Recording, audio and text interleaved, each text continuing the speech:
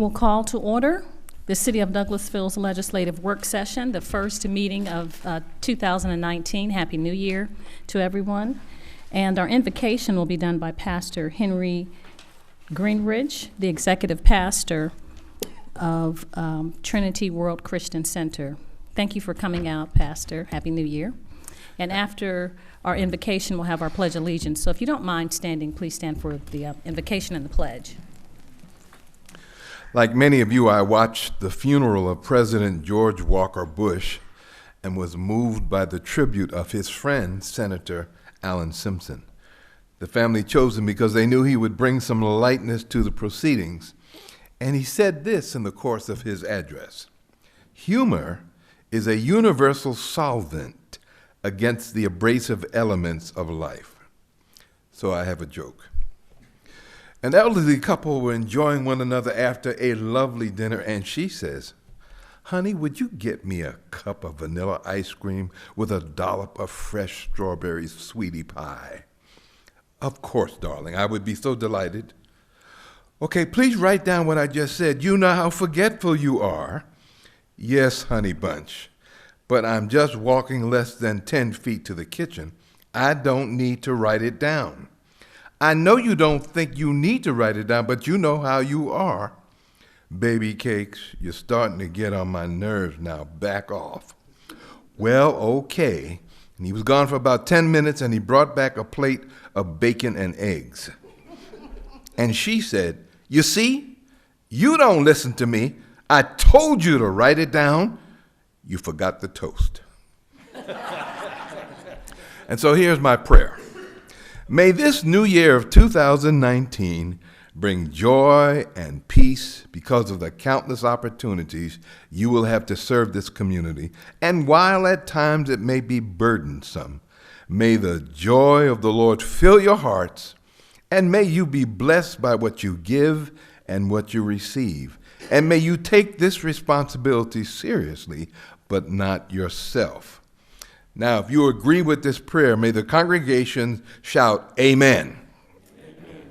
That was weak. May the congregation shout, "Amen." Amen. Amen.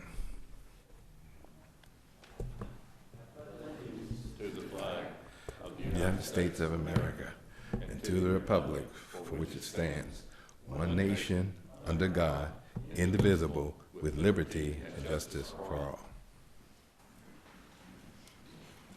Thank you so much, Mayor Pro Tem, and we appreciate that humor, Pastor Greenwich. We have to sometimes not take ourselves so seriously, even though we're doing serious business.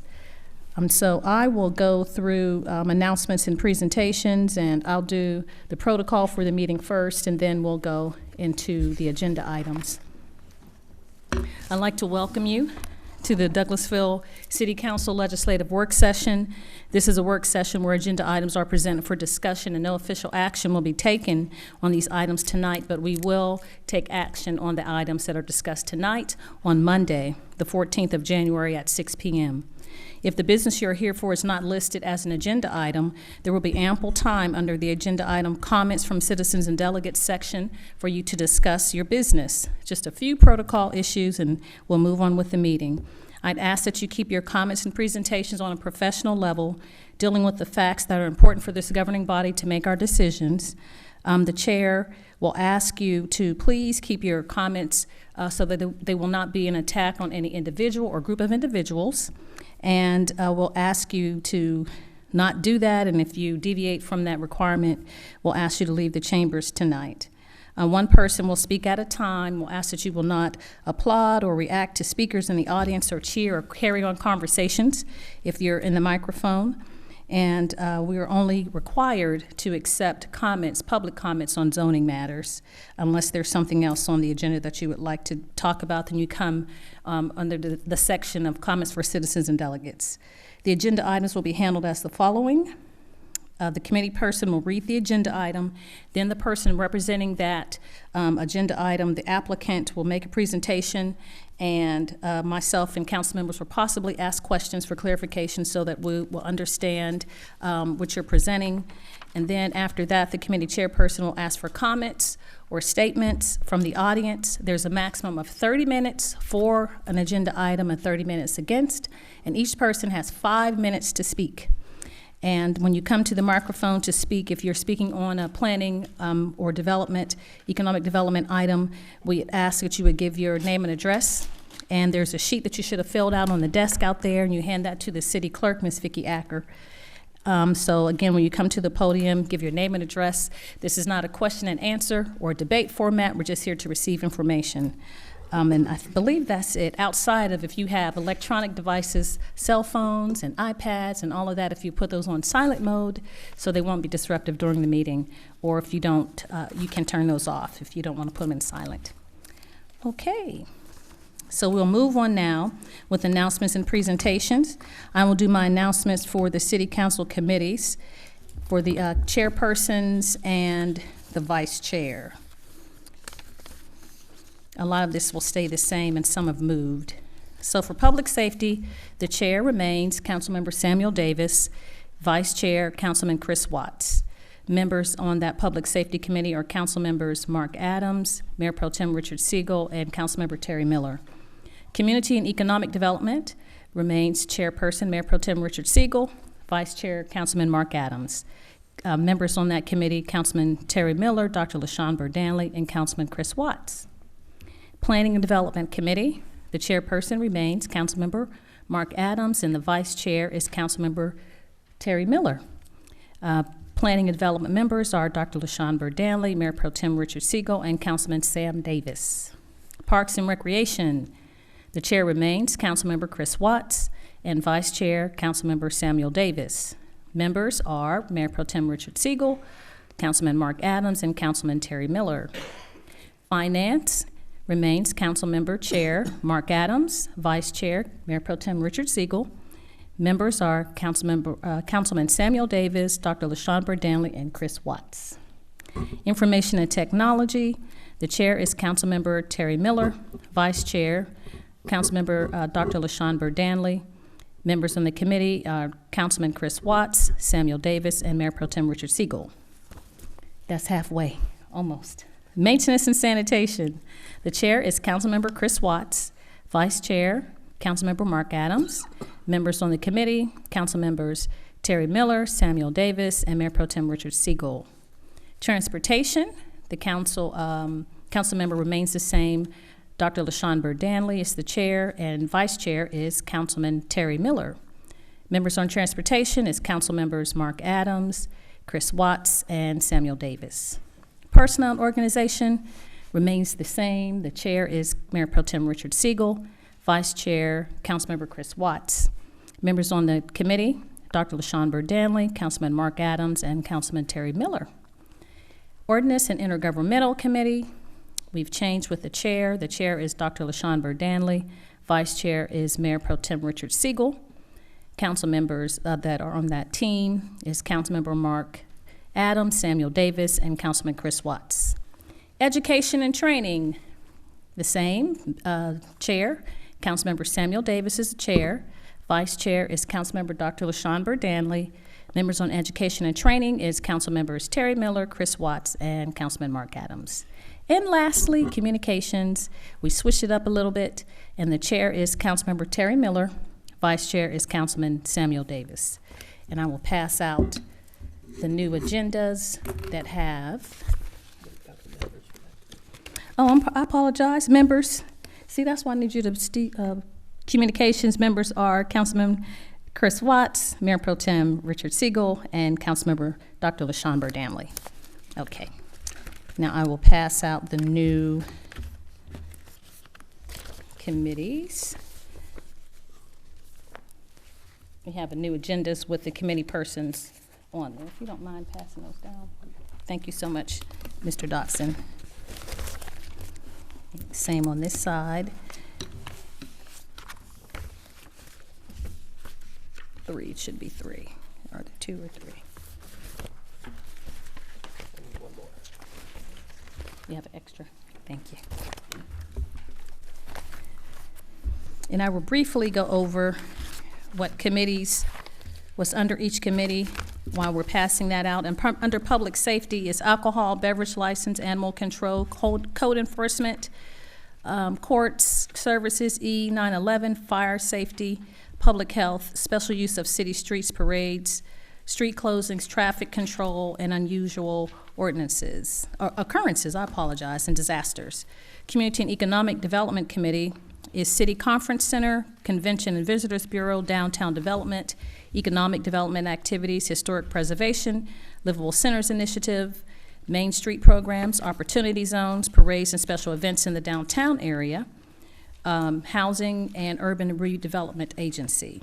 Planning and Development Committee is Annexations, Board of Adjustments and Appeals, Changes in Future Land Use and Map due to Rezoning Annexations, City Comprehensive Plan, Engineering and Inspections, Long-Range Aspects for Planning and Development, Updates of the Future Land Use, Operational Aspects of Service Delivery, Planning and Zoning Departments, Rezoning, Smart Growth, Development Code, and Zoning Ordinances. Parks and Recreation, under that committee is Holiday Events in the City Parks, Parks and Maintenance, Park Programs, Recreational Programs, Relations with Cultural Arts Council, and West Pines Golf Club. Finance Committee is Acquisition of Property by the City, Capital Budget and Projects, City, County Tax Equality Agreements, Disposal of Property by the City, Finance Management, Fiscal Aspects of City Employee Benefits Program, Employee Compensation and Retirement Programs for Employees and Elected Officials, Fiscal Aspects of Service Delivery Strategy, Investments, Local Option Sales Tax, Operation and Maintenance Budget, Purchasing Policies, Service Delivery Strategy, Taxation, and Uniform Chart of Accounts. Information Technology is Alarm Systems and Audio-Visual Facilities in City Buildings, City Radio Communication Systems, Computer Information Systems, Emergency Warning Systems, Internet, and Server Systems. Maintenance and Sanitation is Keep Douglasville Beautiful, Maintenance and Operation of City Buildings and City Property, including the City Cemetery, Recycling, Sanitation Services, Commercial and Residential Solid Waste Management, Street and Sidewalk Maintenance, Vehicle Maintenance, and Vehicle Utilization by City Government. Transportation Committee, Traffic Planning, Transportation Construction Projects, Transportation Financing, Transportation Liaison with County, Regional, State, and Federal Transportation Agencies, and Transportation Planning. We're almost done. This is for the public so that you'll know what these committees are in charge of, the operations. Personnel and Organization Committee is Ethics in City Government, Health and Wellness in City Government, Operational Aspects of City of Douglasville Employee Position Control, Operational Aspects of Employee Benefits Programs, Operational Aspects of Employee Compensation, and Operational Aspects of Pay and Classification Plan. Ordinance and Intergovernmental Committee is the Atlanta Regional Commission, City Clerk's Office with elections, code updates, and et cetera, Douglas County Government, Douglasville, Douglas County Water and Sewer Authority, General Ordinances in the City, and Georgia Municipal Association. Education and Training is Custom Service Training, Anti-Discrimination Training, Anti-Harassment Training, Safety Training, Training of Overall Improved City of Douglasville Operations, State Required Training, and other training activities for the city's elected officials. And lastly, Communications Committee is City TV, the website, social media, press releases and announcements, and branding and marketing information, and logos, which we have just adopted a new logo. So those are the committees and the committee assignments. And now we'll move on with the rest of the announcements and presentations. So now I will open the floor for nominations for the Mayor Pro Tem of the City of Douglasville for 2019. So open the floor for a motion. Is there a motion for a council member to be Mayor Pro Tem? Mayor, Sir? so this is the point where we make them? Yes, sir, Okay. you make a motion. I'd like to nominate Richard Siegel. Okay, have a nomination for Councilmember Richard Siegel. Is there another nomination? Not hearing any of the nominations, then the floor is closed for nominations. All those in favor of appointing Councilmember Richard Siegel to continue to be the Mayor Pro Tem. Please say aye. Aye. Opposed, nay. It's unanimous. You're the Mayor Pro Tem again. Congratulations. Thank you. Let's give him a hand. Thank you, Mayor Pro Tem. You do a great job. He really is the checker who checks the checker. He sees everything. He has an eagle's eye. So we'll move on to, we've had the election of the Mayor Pro Tem for 2019, and now we'll move on to committees. The first committee is Public Safety Committee, and that's chaired by Councilmember Samuel Davis. Yes, ma'am. Madam Mayor, thank you again. You're welcome. And I have one item. It's item A, authorize the mayor to sign an employment agreement with, I'm trying to figure out this B, what it stands for, Keith Rollins, to continue his appointment as municipal court chief judge, consistent with the recent change in the city charter. Who will have that information? I'll help you with that, Mr. Ms. Chairman. Littlefield, thank you, ma'am. When we made the recent changes in city charter, we clarified some matters with regard to the court and the other lawyers who work for us in the court. So this is the contract that you need with your judge who's already served you for many years to continue his appointment. The contract, the duration of it is the same as his current term, so they will both expire at the same time at the end of June 2020, and he'll need a reappointment at that time. The amount of his compensation is that amount that you approved through the budget. We also pay for his annual training as is required by law, training for judges. Let me know if you have any other questions, please. Okay, do we have any, Yes, sir. I cannot get my attachment to download, so I'm not exactly sure what we are approving. However, I would assume that if it's in line and it's already been vetted and everything is basically renewal, then I'd have no problem with it. Anyone else from the council? Madam Mayor? Welcome. Thank you, Mr. Chairman. Thank you so much, Judge Dotson. I don't have a question or anything. My only comment is that our judge has done an excellent job. We receive so many recommendations throughout the year as it relates to him. He's very fair and impartial, except for if animals, you just need to really tiptoe lightly if you've done something to to animals, especially dogs. But even today, we received a memo from the judge from a court observation analysis from a student at University of West Georgia, and she wasn't paid, but she did an excellent observation of our courts and analysis. It was very impartial. It was very favorable, and it just is indicative of how he runs the court. He's very efficient and very compassionate, and he's really worked with the council very well, and we really appreciate everything that he's done in the past. He even performed a wedding this week, very nice wedding, and just so many letters throughout the year, and we get reports continually. They're just too numerous to count of favorable things that are said about our judge, so we really appreciate our municipal judge. Thank you for your service, sir. That's all I had, Mr. Chairman. Thank you again, Judge. I thank you again, and I love coming to your courtroom. And I hope Miss Angie get tired of seeing me. and Madam Mayor, if there, Please have him to come. Judge, you like to? So you can't be long, Judge. You have the opportunity to speak. He can You have the say opportunity whatever to he speak in wants your to defense say. right now. Come on up, Judge. Thank you. You can say. Are you real sure you want to give me the lectern and a microphone? Oh, the timing is going, huh? I just want to thank each of you again for the opportunity that you have given me to serve our city and the citizens of this city.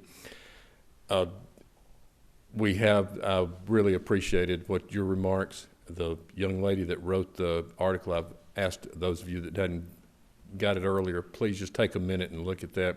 It's totally unsolicited. She just showed up one day. They said she wanted to review, or that she was on a classroom assignment to sit in on a courtroom and write a paper. That's the paper she wrote. I just got her to sit up close so she could actually hear what was going on and answer any questions.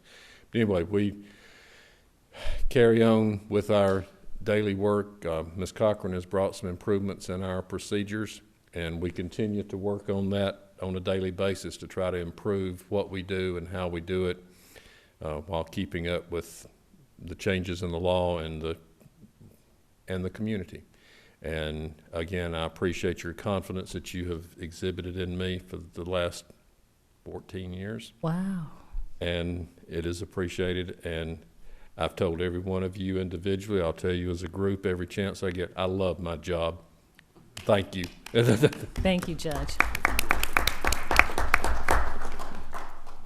Well, Madam Mayor, if there's no other, I'd like to put this on the consent agenda for Monday. Okay. We don't want to hold back. Okay. All right. It's council pleasure. And thank you, Judge, again. And Madam Mayor, that's all I have. Thank you so much, Mr. Public Safety Chair. We'll move on to Community and Economic Development Committee. That's chaired by Mayor Pro Tem Richard Siegel. Thank you, Madam Mayor. I do have one item. That's to authorize the mayor to sign a property exchange agreement with Rooker Riverside LLC to exchange the city's Alexander House historic site for other property owned by that entity. Chairman, you'll find in your materials a letter from Rooker, which outlines the comprehensive deal that we have struck with them. And you will see that they are making a donation to the city that will help satisfy the obligation we will have to set up a nonprofit to watch over our historic properties. You'll see also that they have had both properties that are proposed for exchange to be appraised, and we are very much getting the benefit of the deal in that. The property exchange agreement itself is set out to track the statute, which requires us to get those appraisals and to do the exchange in a particular way. Their attorney is here tonight if you have questions. Hey, State your name and address for the record, please. Yes, my name is Brian Cardozo, representing Rooker Riverside LLC, 445 Bishop Street, Suite 200, Atlanta, Georgia, 30318. I just wanted to take a quick minute to maybe give you a big picture, then I'll let council answer some of the technical questions for you. Again, with Rooker, we're a developer, and we have years ago purchased some land out in what we call the Riverside West Business Park, which is off of Riverside Parkway and North River Road. As part of this development, to help create jobs and investment here, we ran into a little bit of a snag. There's a small parcel, 0.15 acres, owned by the city. Then our land basically surrounds it. What we have done and it's a critical piece for us for our development. So what we've done with the work with Ms. Littlefield over the last few months and with your staff is come up with a way to do a land swap. So what we're proposing this evening is we will donate some property or swap some property with the city that's adjacent to Sweetwater Creek. Also adjacent to some property you also own that is called the Alexander Mill Historic Site, as well as the Jones House. And then in return, we would get this small 0.15 acre tract that allows us to have a more contiguous piece of property. I can answer any questions. Now, the Alexander House that you're looking to acquire from the city, That's correct. there was an archaeologist's report done on that. You want to summarize basically what that said? Yes, there was a report done, and it's considered an eligible site by the State Historic Preservation Office. So we are currently going through the proper protocol and reporting to, I'd say, properly dispose of the property. So we will check all the boxes. We have not gotten to that stage yet, but we are in process. This is also a site that has been known to the public for many years and has been used as a party location. People on dirt bikes going through there would stop there, and any historical significance that there may have been has been severely degraded over time anyway. Is that correct? That is correct. Okay. Any comments or questions from Mr. Cardozo or his attorney? Yes, Mr. Miller. Mr. Chair, we don't have any of our backup that shows that there's property surveys or anything. Can we get that? You should have an attachment that has the appraisals. But the actual plot itself, though, we don't have. It'll be in that appraisal document, that 93-page I'm looking document. I only see 4 pages on mine. Okay. I don't have that attachment. Any attachments do you have? 2. Okay, there should be you need to refresh your iPad, and you should come up with a new one. But it's attached on mine. Can somebody explain to me what the significance of that historic site is? Well, it's a Civil War era home that was owned by the Alexander family who had the mill down on Sweetwater Creek. And so their home sat up high on the hill, which is where, you know, our property is. Is there, in I know you're going through the proper legal assessments and as you pointed out, checking the boxes.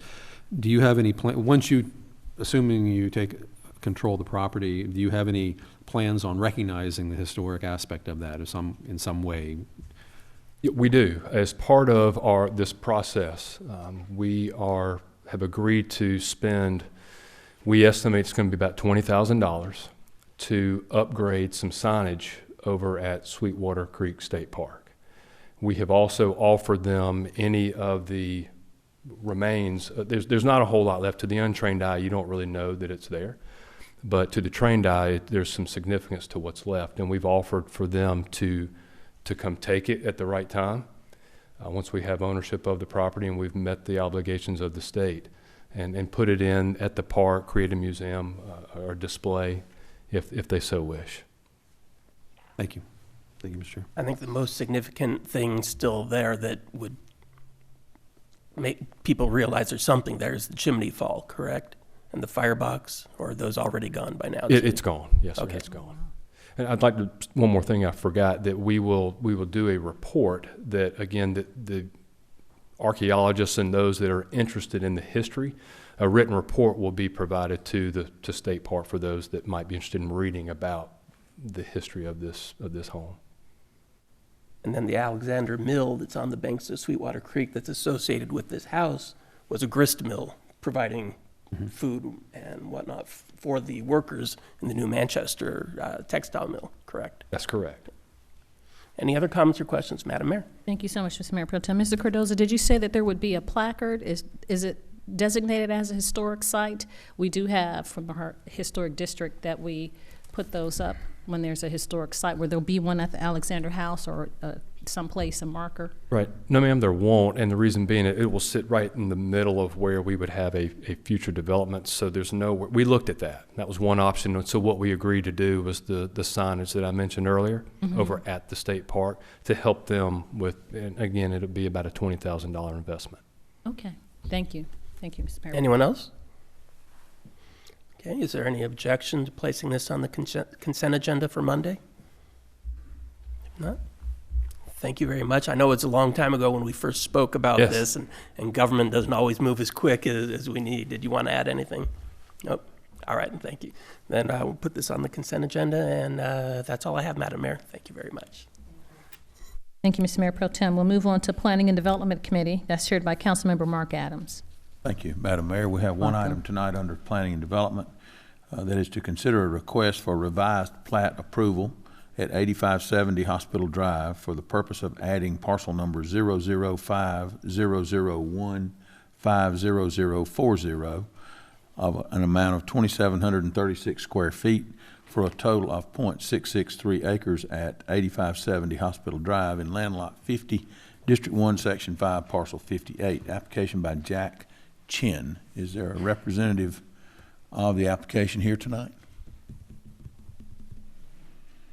You will notice that there is a copy of the application.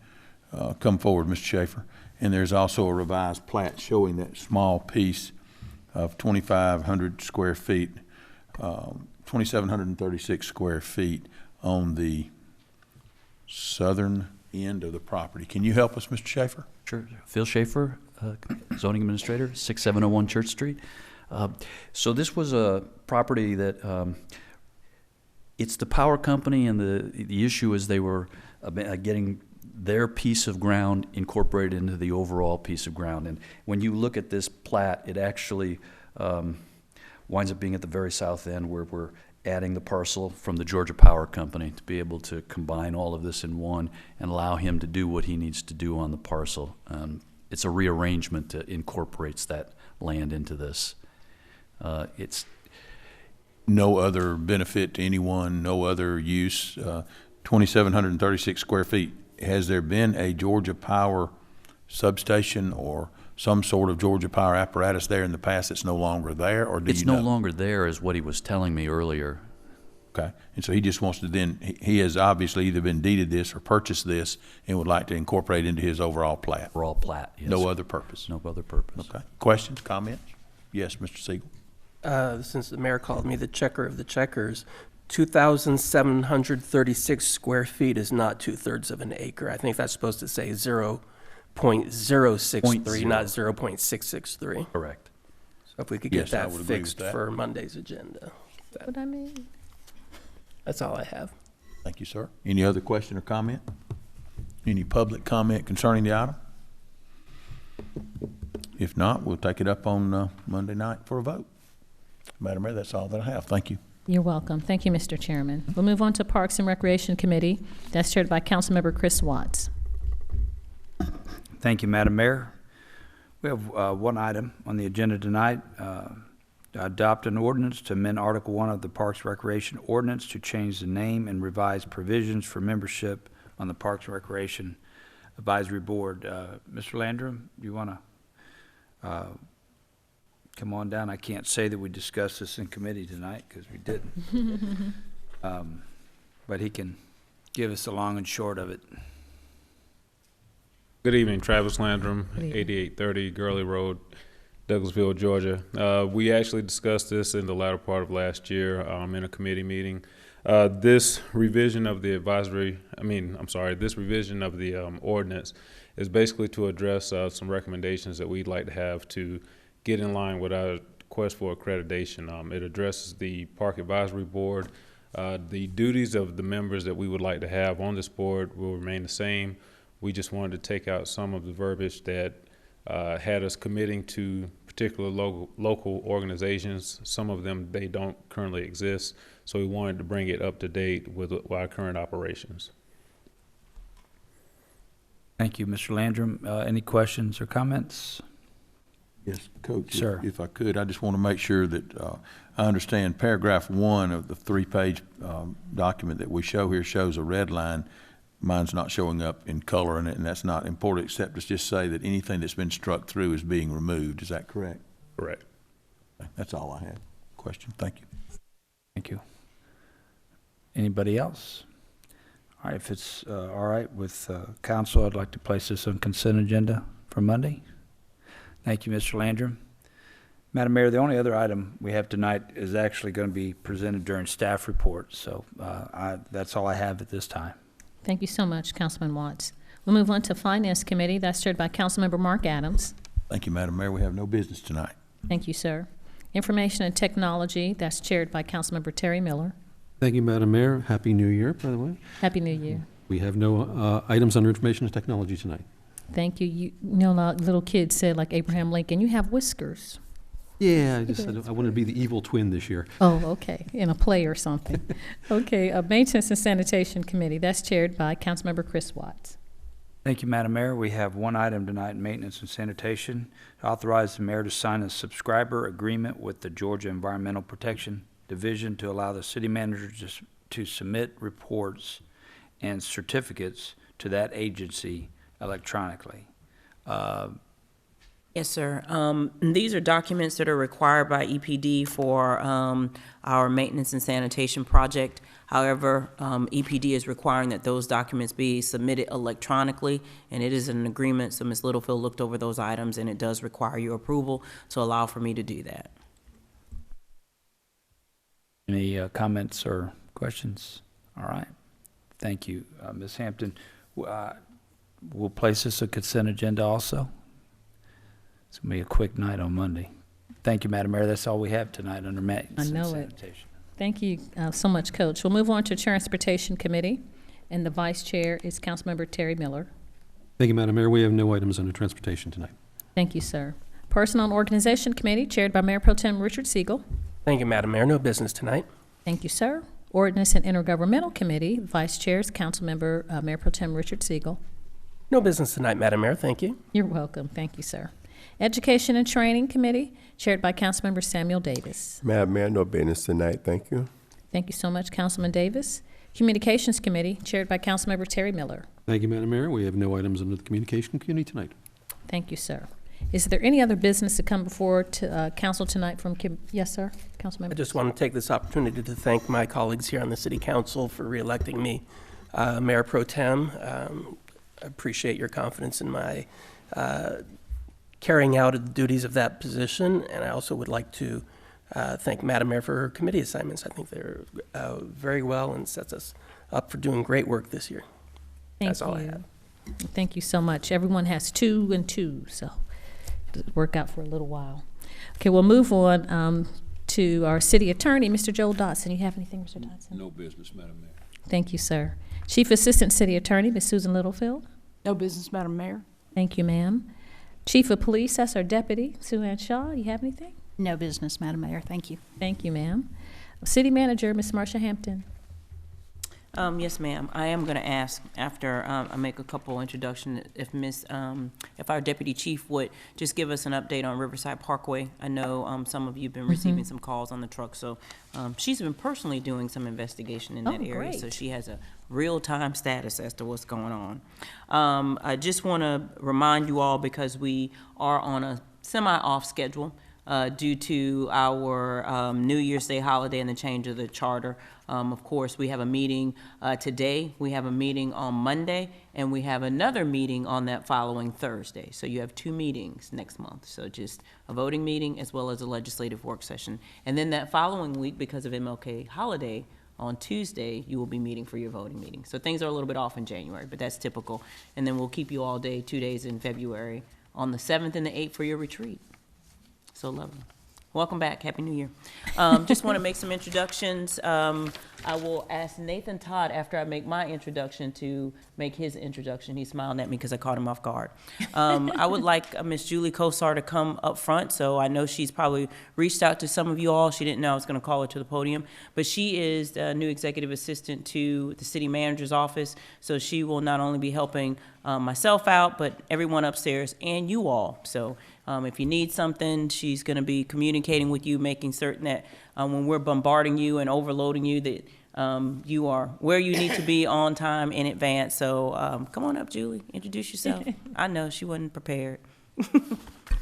Hi, I'm Julie Kozar, and as Ms. Hampton mentioned, I am her new executive assistant in the city manager's office. I am a mother of 2. I have a 4-month-old daughter and a 6-year-old son. Well, he'll be 6 next week. I'm sorry, next month. I will be 29 next week. Oh, gosh. And I'm really excited to be involved with the city of Douglasville and to work alongside you all. All right, Nathan, you ready? Yes, ma'am. Nathan Todd, City of Douglasville, 6695 Church Street, so no one asks. I have an introduction tonight as well. Hiding in the back here is Xavier Jones, our new intern, and hopefully someone who is going to help us out a great deal. I'm sure you all will see a great deal of him in the near future. Xavier, Technology, step right up. IT, goodness gracious. Good evening to you all. My name is Xavier Jones. I did tech for 5 years at Georgia State, and I am honored to be helping alleviate some of the pressure off of Nathan now in the city of Douglasville. Thank you.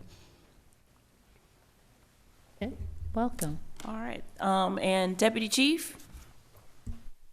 Yes, ma'am. I understand that we've received some more complaints on the trucks parking on the side of Riverside Parkway. We've had patrol officers check in the area, and I understand that they have given a couple of warnings of trucks that were parked down there. But I drove it myself this morning, and I didn't see any trucks. So I went and met with the transportation manager of Kihei.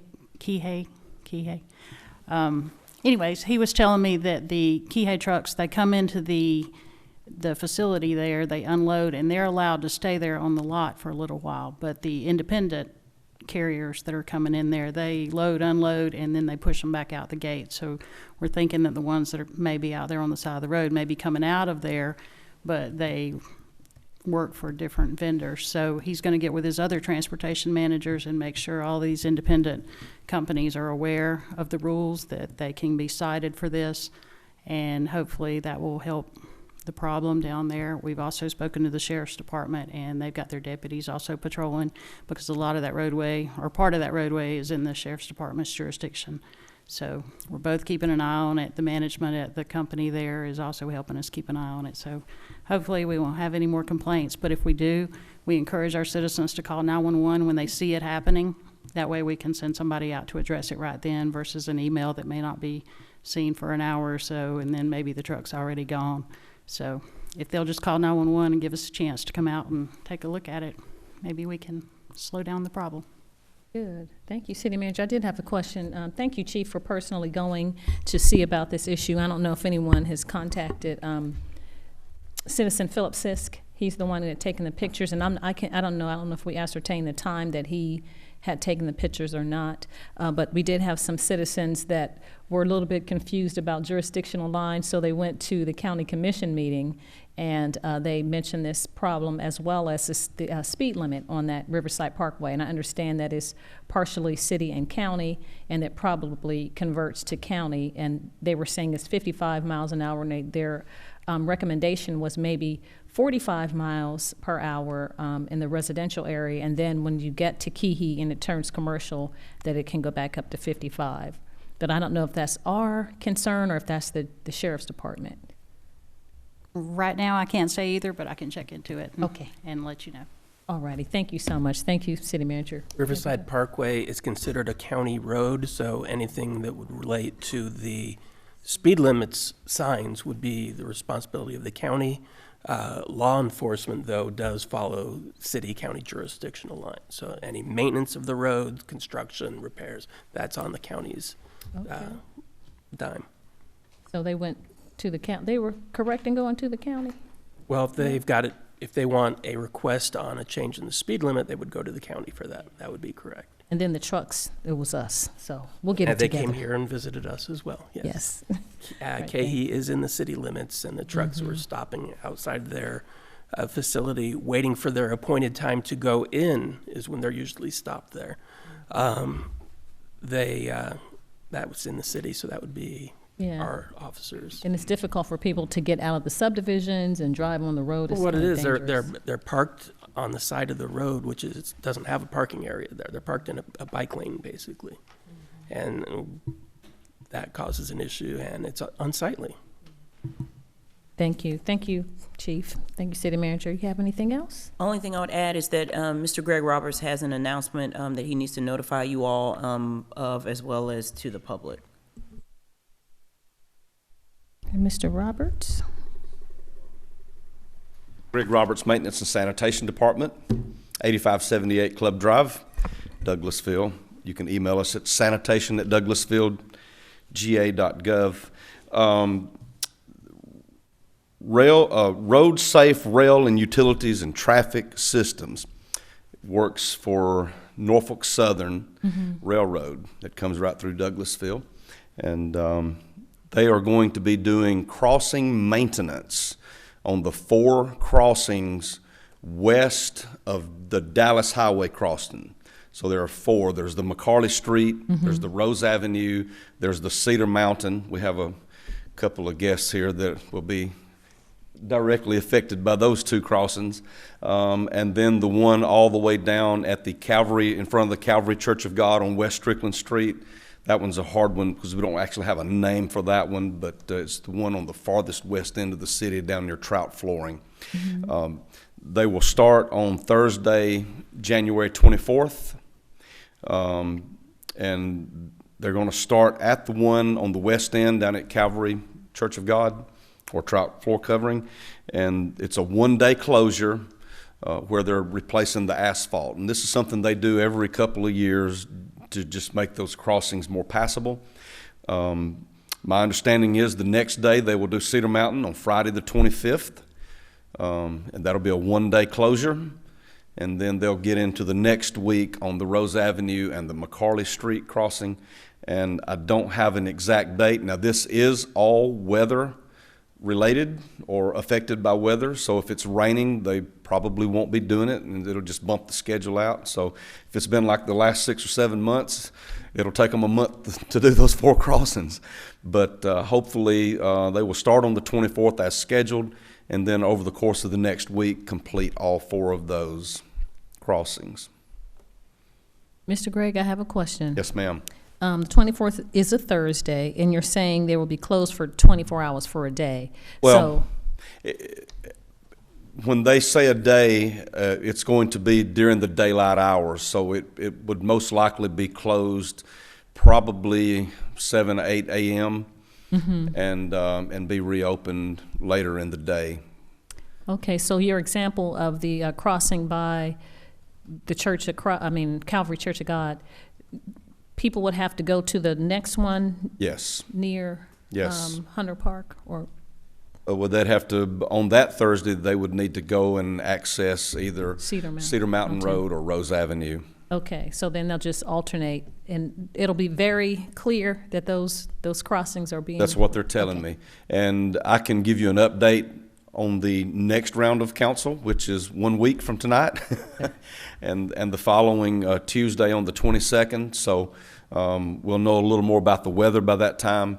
But I wanted to go ahead and I have given it to communications. Jason Post has been putting it on social media. I believe all public safety has been made aware of this already. And but we'll have more information in a week to 10 days as we get closer to the weather. And we'll see if we can narrow the actual time frame down. But for those of us who have dealt with the railroad for a number of years, like myself and the police department, Miss Hampton, the railroad belongs to the railroad, and they work with us, but the railroad belongs to the railroad. And when they dig it up, they have to put it back. So we will work with them any way we can, and I will give you any information that I get as soon as I have it. Thank you, Mr. Roberts. Any questions for Mr. Roberts? Yes, sir, Councilman. Madam Mayor, I'll change the subject here for a moment. While Greg is up there, I want to mention that I had received a couple concerns from citizens in my ward regarding the paving job that was done in Arbor Station. So I had the good fortune of doing a ride-along with Greg a couple days ago to look at the paving, and there were some issues definitely we found that had to do with the quality that Jackson Paving had done. So we're going to hopefully address the concerns and there's some weak spots in some areas that could be improved. I would suggest that any other paving areas in the city that they had done, kind of keep an eye out for that in your particular wards and your neighborhoods. So, but we had definitely a few issues there, and if you want to address that, Greg. I saw them too, Mr. Roberts, when we were together. Yes, and I have made them aware of it. We're way behind on that project. We're about 50% complete, but we knew that once we got to November that it would slow down. The rain has been a major factor for the last several months, as we all know. Unfortunately, asphalt will not bond to the existing asphalt if there's any moisture. It just will not bond in this type application. And so that's been part of the issue. But I have made them aware. They're not finished in Arbor Station. They have about 5 or 6 streets left to do. They're aware that there are some repairs to make on some of the work that they have completed.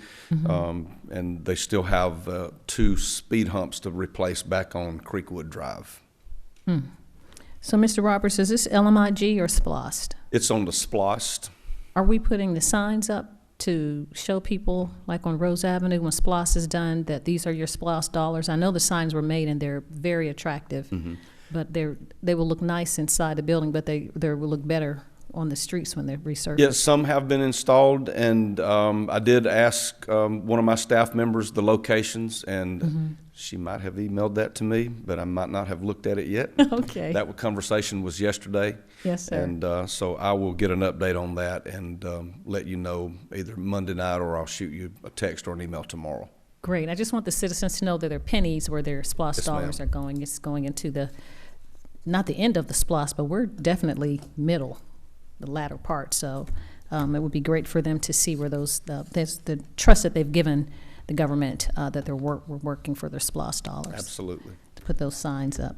Any other questions for Mr. Roberts? And I want to thank you, Mr. Roberts, during the holidays. I know that you had an adjusted schedule because of Christmas and New Year's, and there was a subdivision that was missed, and I called, and you came right away. Someone called me, well, they didn't pick up my trash, and I know we appreciate you all working overtime, and you always do that. You're very accommodating, so we appreciate you doing that and meeting the needs of the citizens who had that, a lot of holiday trash that was missed. Yes, ma'am, and unfortunately, that can happen. Of course. Because we have to double up our force.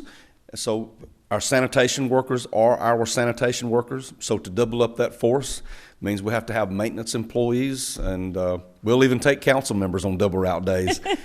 So we do have to take some of our employees out of the maintenance department to drive trucks, and and so it is possible they could miss a street. But that is certainly not something we want to do.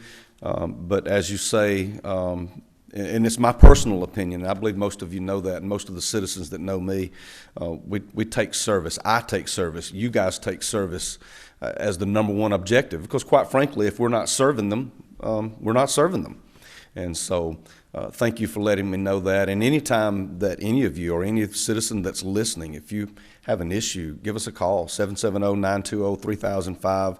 Send us an email, sanitation@douglasvillega.gov. We can definitely respond and get that working back in the right direction. Yes, sir. I also wanted to say thank you too, Greg, for indulging me and taking the time to go out and look at the roads. And I know Judge Rollins likes to tell us how much he loves his job, and it's very obvious that Greg Roberts loves his job as well. So I like serving people. It's good.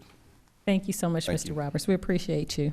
Any other comments for him as he's leaving the podium? Okay. City Manager, anything else?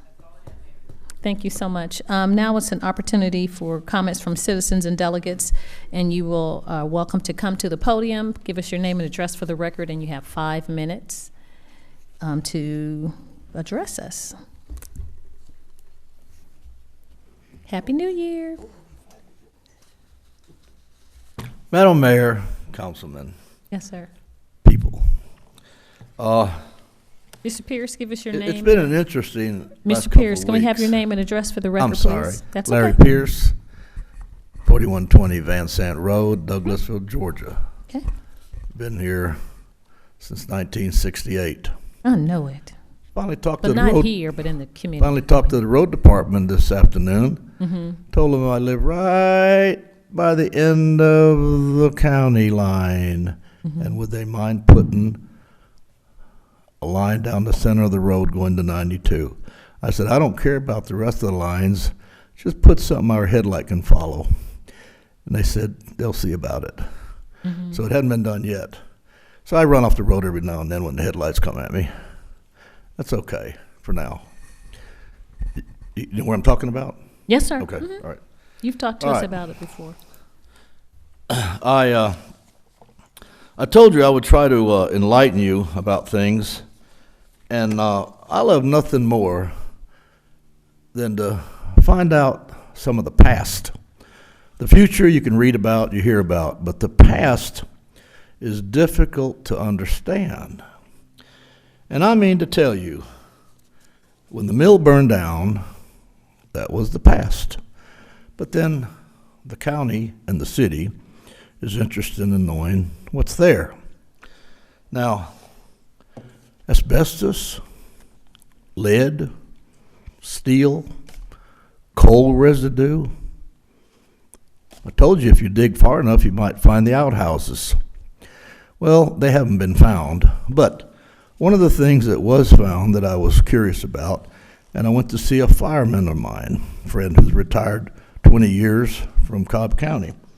On the Sanborn map of 1900, there's nothing on there about a reservoir that's 2,700,000 gallons.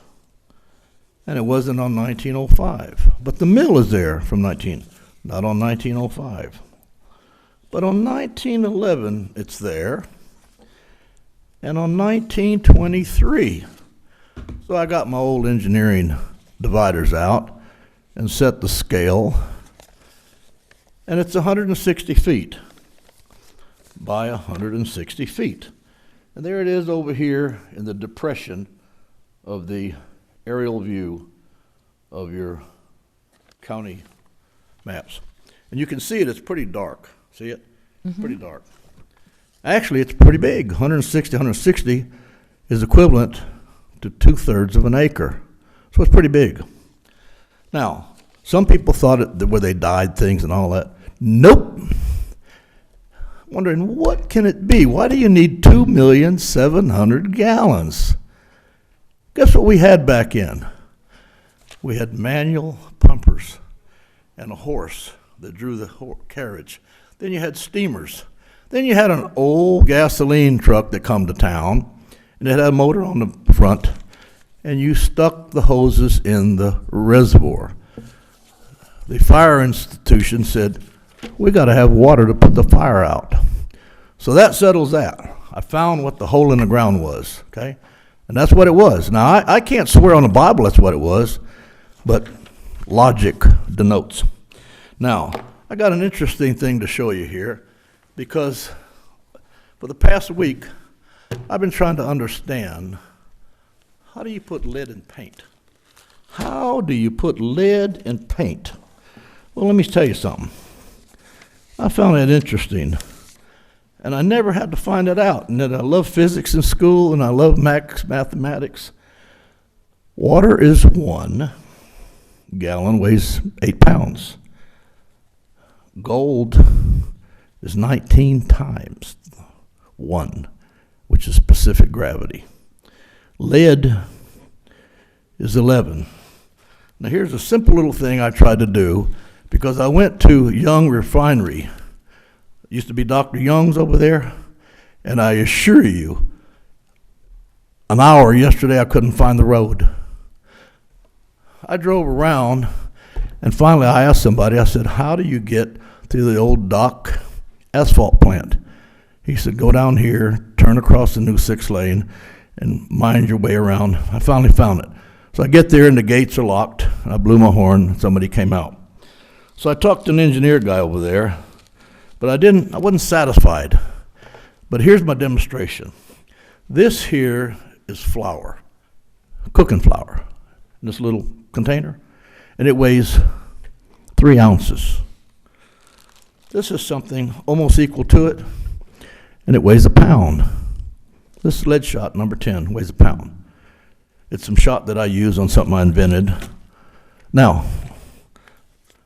I had to tell a police guy out there, he said, you don't have anything to shoot that, do you? I said, no, it's just lead shot. This is cooking powder. This right here. All right, Mr. Pierce. What you saw then is powder ground up. And the Your lead time is up. Yes, ma'am. What I just blew. Now you notice you could see it when I blew it. Yes, you sir. cannot see the fine lead that is 5,000 parts per million that's in paint. So where did the lead go, and where did the asbestos fire go? Poof. In the air. Okay. It went to Hawaii, because that's a joke. But things go up in the atmosphere and they settle down somewhere. So there is some residue of this and that and all. Mm-hmm. I just want you to know Yes, sir. what I have found. Okay. Thank you. you. Thank you so much, Mr. Pierce. You're welcome. Appreciate it.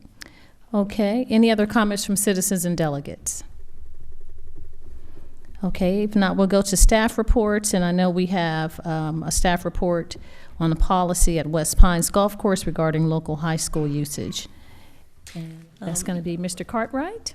Madam Mayor, while he's coming up, just to let you all know, this is something that we are asking for you all's consensus. This is a recommendation from our staff, and we want to make certain that before we move forward with it, you're comfortable with it. Mm-hmm. If not, then we will be presenting an alternative. So Mr. Cartwright will tell you about it. Chris Cartwright, 9090 Rose Avenue, Douglasville, Georgia. So obviously out at West Pines Golf Club, we're looking forward to some warmer weather, some dry weather, but also high school golf season is around the corner. In the past, we've had 3 or 4 schools per year using the facility, but never Douglas County High School, which is right adjacent to our property. So in order to allow them to use our facility, we have to potentially make some adjustments to the schools that are using the facility. However, we would like to take it out of our hands, the decision that is made. So what we're proposing is for the Douglas County Superintendent or his representative to decide which 3 schools in the county system could use the golf course for their high school team. If they decide they only want to use 2 schools, for instance, then we could entertain the idea of some of the private schools in the area using the golf course. So we'd like to give the first option to the public school system and specifically hope that we can get our neighbor Douglas County High School using the property. Okay, open the floor for questions. I know that Mr. Weaver did approach me last year because the golf team was going to Mirror Lake. Correct. And some of the students had study, and they can walk to the golf to West Pines, but they were trying to go to Mirror Lake and come back, and it was a real big inconvenience. And they're the only school that's in the city limits. Correct. So it would make sense to offer for them to use the West Pines Golf Course since they're adjacent to it, as you've said, and not drive all the way out to Mirror Lake to practice. Yes, sir. It looks like you have a question, Councilman Adams. Do you? No, I don't. They used to use the golf course. Mm-hmm. Their golf team used to practice and play out of there. I don't know what happened, but maybe better greens is what happened. I believe the former coach lived out that way, so yeah, it made it a little bit easier for him. Yeah. So the new coach is okay. Mr. Adams. The newer coach lives close by, is what you're saying. I don't know, but with the school right there, it makes sense to us that they should be allowed the opportunity to use the facilities if they chose to do so. One thing I noted I wanted to ask about is the 18 player limit per school. So if Douglas County uses it, they can have 18 players at a practice. Correct. But that's 18 total for both programs. So the female team and the male team. Correct. And no school has an issue adhering to that limit. It's really there for match days when Douglas County might invite Chapel Hill and New Manchester out to play. If they brought 18 from every school, then we'd have too many on our hands. And a match is only played with 6 players. So it allows them to have a 3-school match on a day. You're welcome. Any other questions? Council members? Oh, yes, sir. Councilman Davis. They're charged? We do charge a fee for the facility usage. The past 3, 4, 5 years or so, it's $500 per school. That covers all the range balls that they hit, all the golf that they play. There's no additional charge to the students or the coaches unless they want a Powerade or a Snickers bar or something like that. And then we also do charge a rental fee for any parents that want to rent a golf cart, ride along and watch their kids play in the matches. So is there a certain age to drive the golf cart? You do have to have a driver's license. Okay, thank you. Thank you. Councilman Miller, too? That's the question that I was going to ask. Is that 500, that's for the season? Yes, sir. Okay. And that's per school, and we don't break it down per player. It's $500 if you can field a team. That covers all the fees for this season. Thank you. Great. And I believe that fee is passed on to the athlete because now in the county, all the athletes are paying to play, whether it's football or golf. So that's up to them to work that out.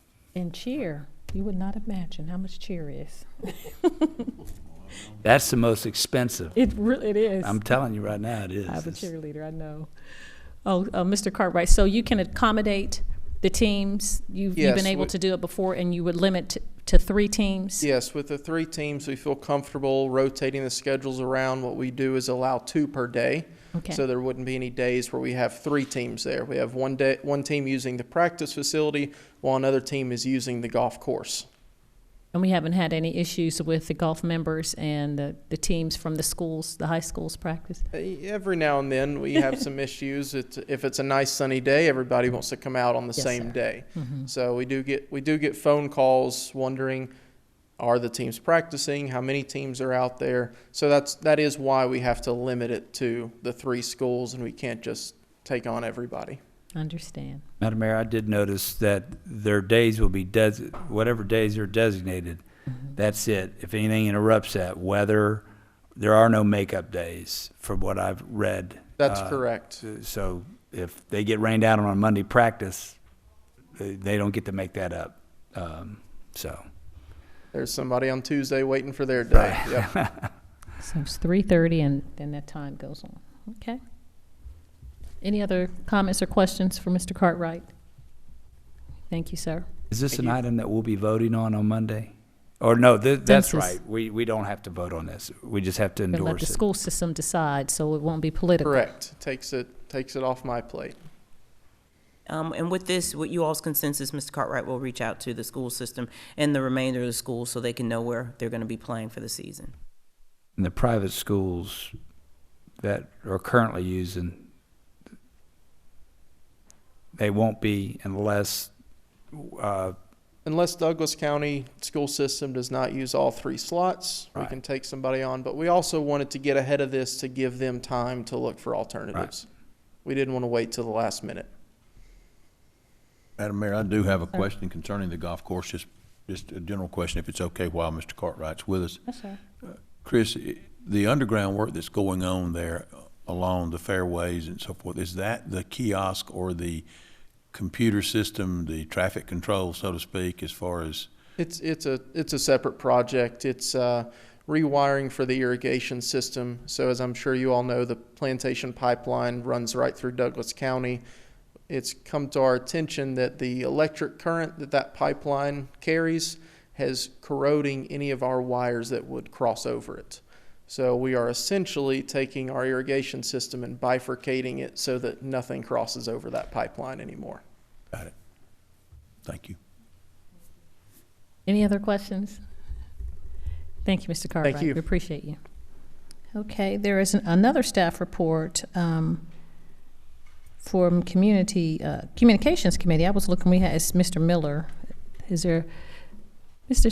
Sarowitz? Yep, that's me.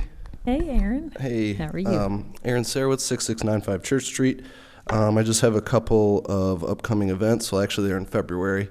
We have kind of a quiet rest of the month in terms of events. So the bridal show will be coming to the conference center on Sunday, February 17th. That's from 2 to 5.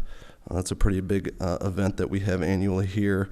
And then we'll be celebrating the city's 144th birthday on Monday, February 25th at 3 p.m. We'll have a little reception here at the conference center, and then we'll go across the street and throw a penny into the fountain on O'Neill Plaza. And then lastly, we have Dose of Douglasville, the Citizens Academy coming up. That starts on February 5th. Slots are still available, so if any of the viewing audience wants to apply, they're free to do that. Those meet every Tuesday night until the middle of April. That's all I have. Are council members eligible to sign up for Dose of Douglasville? Well, I would hope that the council members know everything there is to know about municipal operations. So, but you're more than welcome to come to any I of certainly enjoyed the Citizens Law Enforcement Academy at our police Yeah. department. Yeah. Thank Any you. other questions? Thank you.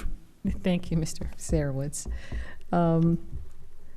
Any other business to come before council tonight? If not, we will adjourn into executive session to discuss litigation and property disposition.